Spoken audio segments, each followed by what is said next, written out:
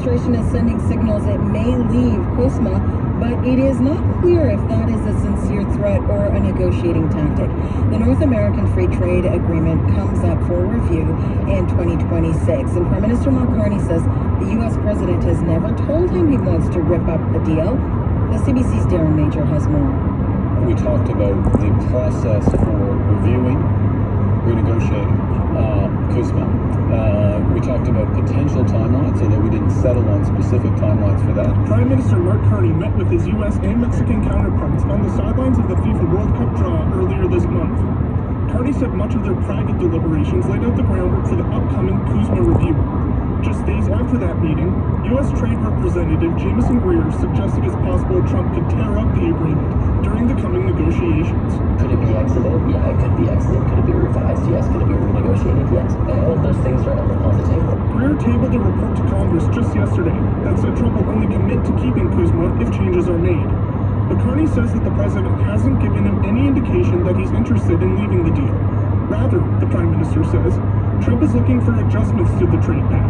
My discussions with the President Trump, as have been President Sheinbaum's discussion with President Trump, has been there will be a review and adjustment to cusma, not that there will be any leaving it entirely. The U.S. is currently imposing hefty tariffs on a number of Canadian sectors, including steel and aluminum.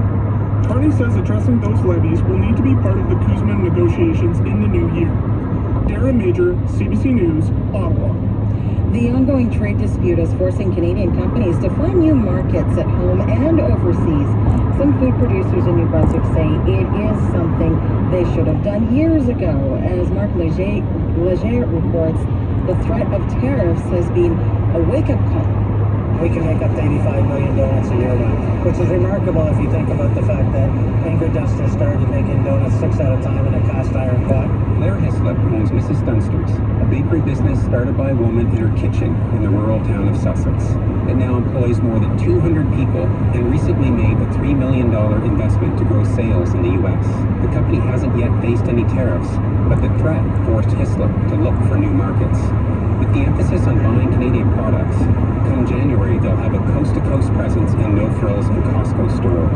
Seeing now is more of a mindset to say you're a Canadian supplier, you have interesting facilities, you have a lot of capacity, you make nice products, that will give you a shot across the country.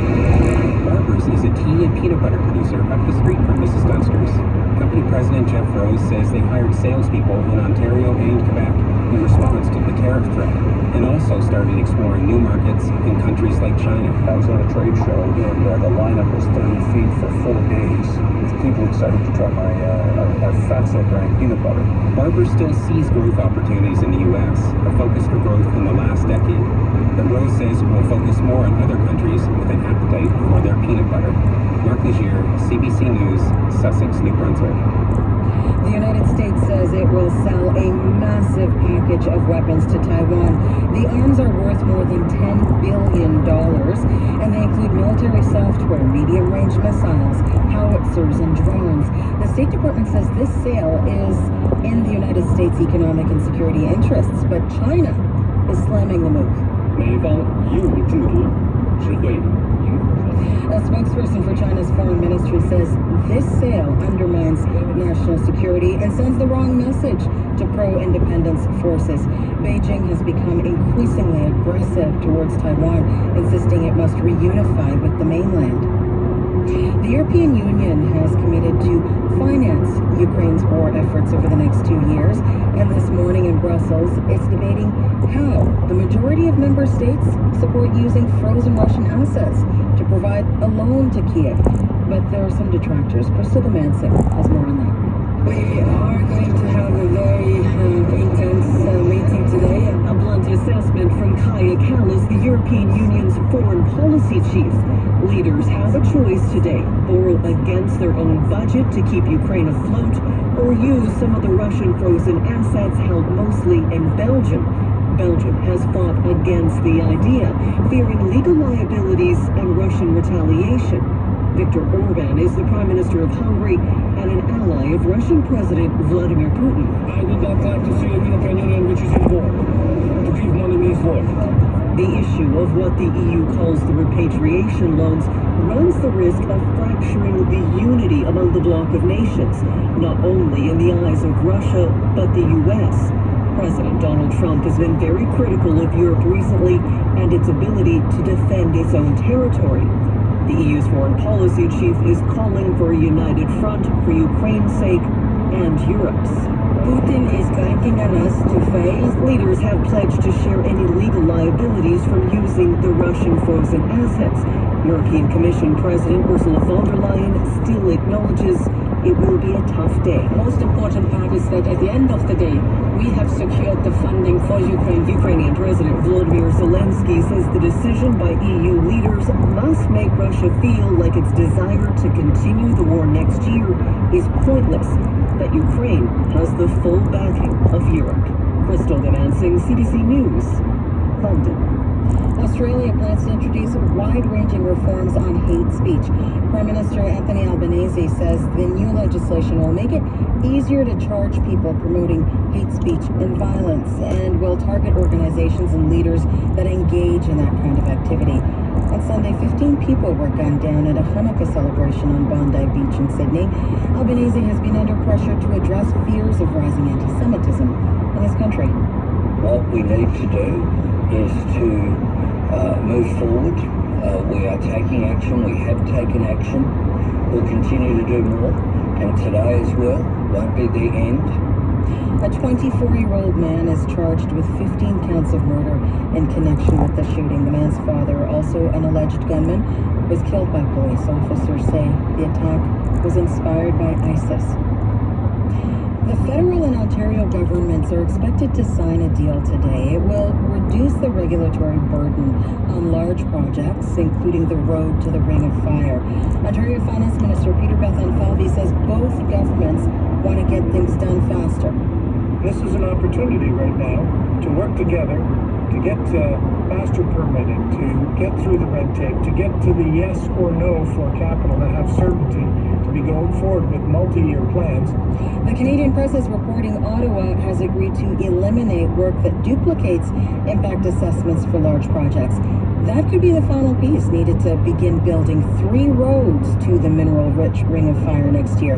2 First Nations are currently leading environmental assessments of those roads. Canadian scientists are already at the forefront of Arctic research and are expanding that expertise to the other side of the world, to Antarctica. A group of researchers are presenting early results from an all-Canadian expedition there from last March. CBC has exclusive access to that expedition. Our international climate correspondent Susan Ormiston has more. So this is the first time we've all gotten together since we're on the ship, because everyone gets to sort of present their preliminary results. Scientist Sandy Stephan collected snow, water, and air samples in Antarctica looking for mercury and microplastic contaminants. She found them. The majority of the microplastics are found in fibers, so it's these little strings of fiber. Microplastic fibers carried in the atmosphere and deposited in Antarctic waters. Now this shows that the levels are slightly higher than what we're seeing in the Canadian Arctic water, which can be a concern.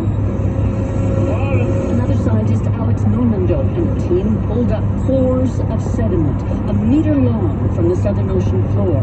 Back home in Bedford, Nova Scotia, he put them through CAT scans to help map glacier retreat. So the type of data we're doing allows to calibrate models that can explain future warming. Based on what we know from the past, this is what we're expecting for the future. He says Canada is having a moment with Antarctic research. For Canada, I definitely think we are. This was the first cruise in a very long time, and now it seems like the Navy is interested in going back, so we're very hopeful that this is the building of an Antarctica program for Canada. Building on our polar knowledge, he says, in the Canadian Arctic. Susan Ormiston, CBC News, Calgary. That is the latest national and international news from World Report. News anytime. CBC News. Alright, shalom to Shalom. Call Khalimullah Allah Hayanawa Yahweh Bahasham Yahawashai Bahashim Bahaha Kodesh. My name is Gabaga with the Hopeful Election from the Kamya Property in Toronto. I'm here to tell you the truth according to the scriptures. And I'm doing an early morning report Okay, early morning report, 6 a.m. news on the CBC radio show. Okay, which is that's the Canadian Broadcasting Corporation.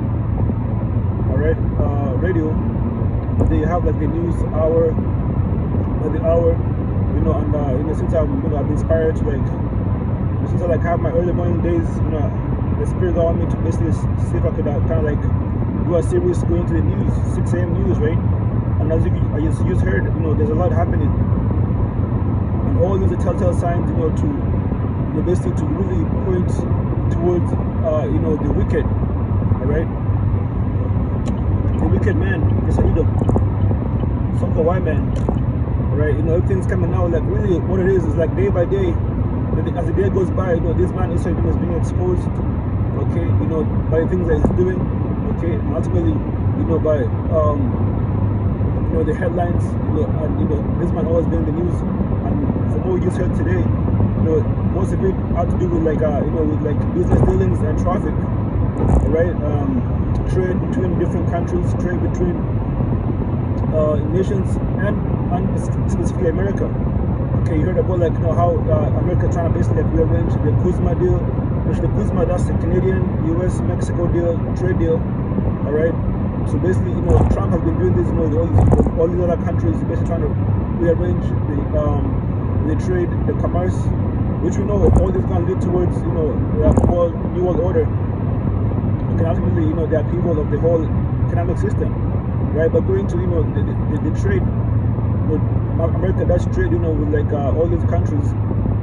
Okay, as you can see, its main trading partners being over here, Canada. Right, but so now Canada and the US Mexico deal, is going to be revamped. Really, that goes on to, it's all in trade, and it's all at the behest of Donald Trump. Okay, and also you see all the tariffs that that Trump, the Trump administration has been putting on these countries. Okay, the tariffs, which really is a hidden tax upon the people, right? This is all at the hand of Babylon the Great, aka America. He's the one that's doing these things, Also at the same time too, they do deals with they do trade deals, when it comes to arms with other countries, of course with Ukraine. And they talk about how they're gonna do it, I believe trade deals with I believe it was Thailand. I forget what country it was, but it was an Asian country that America plans to do trade with. But when it comes to its arms, dealings, trading, weapons, gunfire, okay. Also here in Canada, the Prime Minister Carney did a big trade deal with America to where they're gonna basically buy more bombers, more military, as Canada seeks to basically to revamp its military. So they're buying more weapons from America. Okay, and all this goes into the trade, the business dealings of America, of Babylon the Great, of the Prince of Tyrus, which is America, and how he has his traffic, and by his traffic he has got many riches. So we go ahead and get that. Also, another thing that came in the news too, how the whole thing that happened over there in Australia, with these with the basically the jets getting shot. Okay, now it's saying the casualties is up to 15 people got killed. Okay, and now they're going to basically also come in with legislation to protect these people. Okay, to protect these Yahoo people, as I call them, the Yahoos, right? The Netanyahu's people, So they're gonna come up with new legislation. And the thing about over there in Australia, the opposition party is basically the opposition party is coming against the party that's in rulership, basically to force them to come up with the greater legislation to protect these people, so that this does not happen again. Ultimately, we know that this is going to lead towards a mass surveillance, okay, mass them taking away most of your rights. All right, that's what we're going to. Okay, it's like a bit more minute.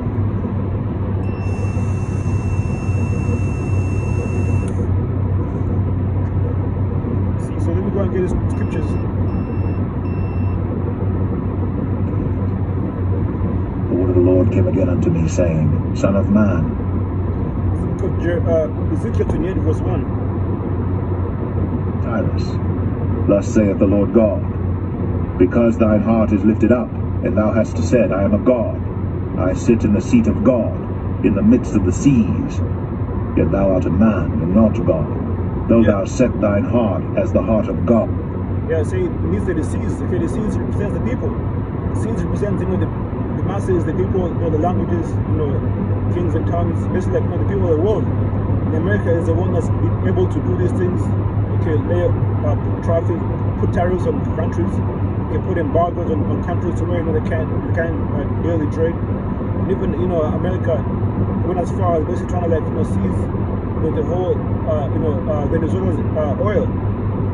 Trump actually came out and said that they're going to increase more of those military ships over there in the Caribbean seas. Okay, basically they're going to increase and surround Venezuela and bully Venezuela into giving up its oil and its land. All right, that's what this man is doing, man. This man wants the whole world, and he wants it, by force. Okay. It's basically, it's coming in the spirit, as being, as the Most High, to where it's putting these countries into into submission, okay, and they have making it seem as if they have no other recourse but to give in. You see. Thou art wiser than Daniel. There is no secret that they can hide from thee. With thy wisdom and with thine understanding thou hast gotten thee riches, and hast gotten gold and silver into thy treasures. By thy great wisdom and by thy traffic hast thou increased thy riches. Yeah, by the great wisdom and by the traffic hast thou increased thy riches. Okay, the traffic going into the trade deals. Okay, the different trade deals that they make, right? All this, is all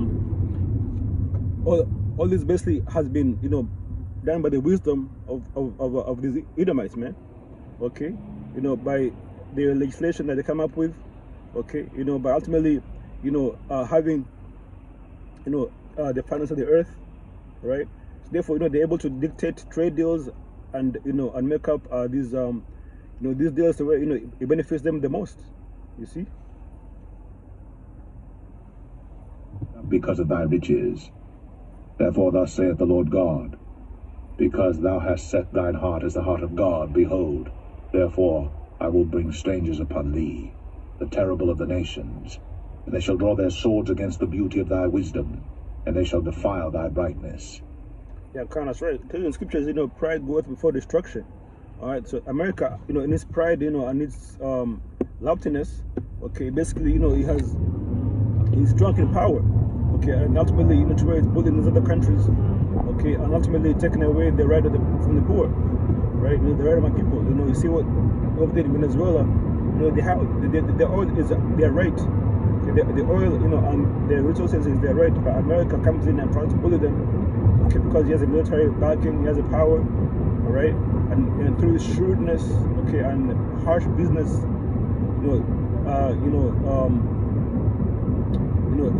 it's taking more than it's oppressing the poor, right? And in its pride, the Most High, is going to have to humble them. See, that's why it tells it's going to bring strangers to the land, and they shall basically destroy America. Which is going to happen, specifically in the Third World War, where Russia is going to come against America. Okay, Russia and its allies are going to come against America. All right, even Europe itself. All right. Tells you in scriptures, how the mother shall be so compounded, basically shall be against thee, right? So Europe, and all those other countries that have military capabilities, go to their missiles upon America, okay, ultimately destroy, right? You see what's happening over there in Israel, right? To this day they're still bombing, the Palestinians, man, right? All just for the sake of getting more land and taking things by force. So ultimately, also, Israel is going to be destroyed too, right? Keep going. The pit, and thou shalt die the deaths of them that are slain in the midst of the seas. Wilt thou yet say before him that slayeth thee, I am God? But thou shalt be a man and no God in the hand of him that slayeth thee. That's right, man. America, it's really Trump, Trump has, he has like, that superiority complex. Okay, really, they realize they all have like a godlike complex, but they think that, they shit don't stink, they think that they continue to oppress the people, ultimately, deal treacherously, and not how to face any consequences, you see? But guess what? The Most High is gonna put a, is gonna change that. The Heavenly Father Yahweh Shemeshai is going to bring this place to its knees, America to its knees, and ultimately destroyed, right? So get this in the book of Ezekiel 28. I believe it's like verse 18. Alright? So going to Thy Traffik.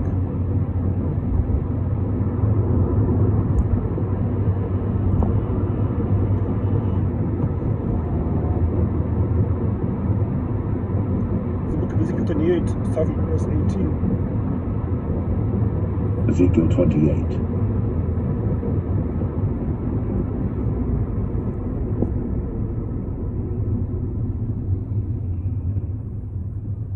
Start from verse 17, actually.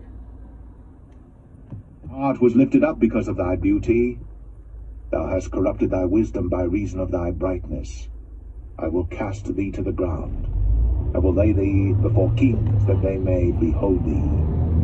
Thou hast defiled thy sanctuaries by the multitude of thine iniquities, by the iniquity of thy traffic. Therefore will I bring forth a fire from the midst of thee. It shall devour thee. And I will bring thee to ashes upon the earth in the sight of all them that behold thee. All they that know thee among the people shall be astonished at thee. Thou shalt be a terror, and never shalt thou be any more. Again the word of the Lord came unto me, saying, See, you heard it, man. That's the word of the Lord. The Heavenly Father has decreed that America, because of its traffic, okay, and its treacherous business dealings, all right, with the other countries, to where, it bullies countries into submission, okay, into giving away their resources, all right. The Most High is going to bring a judgment upon America and destroy it, man. Okay, because they're doing all this, in pride, okay, and in wickedness. Okay, the Most High, the Most High is not going to let this continue any longer. See? So then I'm going to there. I'm going to say, Brother Yahweh, Brother Yahushai. Because the Kama Sharala, what about the ball, Shalom Alaikum.